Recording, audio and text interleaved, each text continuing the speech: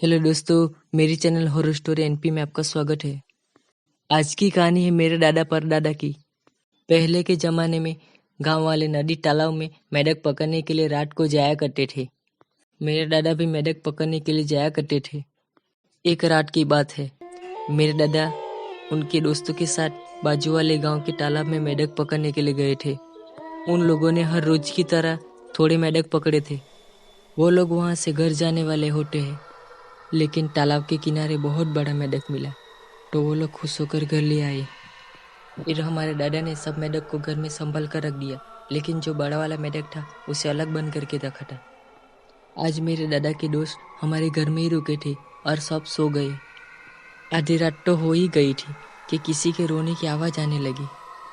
वो आवाज़ बहुत डरावनी थी, लेकिन घर में और बाहर कोई भी नहीं था।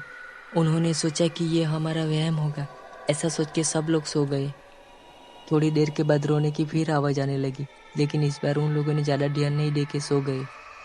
और सुबह हो गई। सुबह उठकर उन्होंने सारे मेढक बाहर निकाले।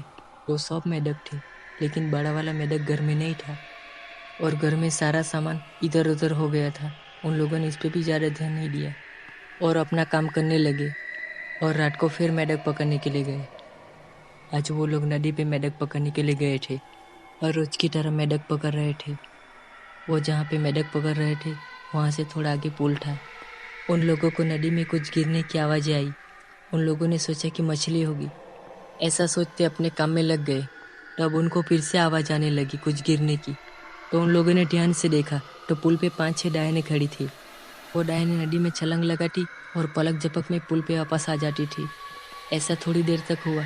ये देखकर सब लोग बहुत डर गए और सब लोग भागने लगे। उन लोगों को नदी से भागते हुए डायन ने देख लिया। डायन ने जोर जोर से हंसने लगी।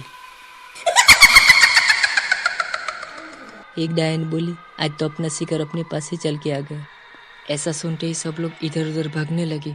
मेरे दादा और उसके साथ 3 आदमी गए थे। उन डायनों ने मेरे दादा के 2 दोस्त को मार दिया।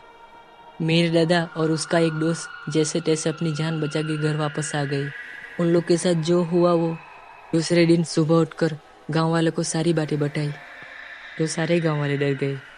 तब से उस नदी पे रात को कोई भी नहीं जाता है और कोई भी जाने की बात करता है तो उनके रोंगटे खड़े हो जाते हैं। कैसी लगी मेरी कहानी? अच्छी लगी तो लाइक शेयर सब्सक्राइब जरूर कीजिए।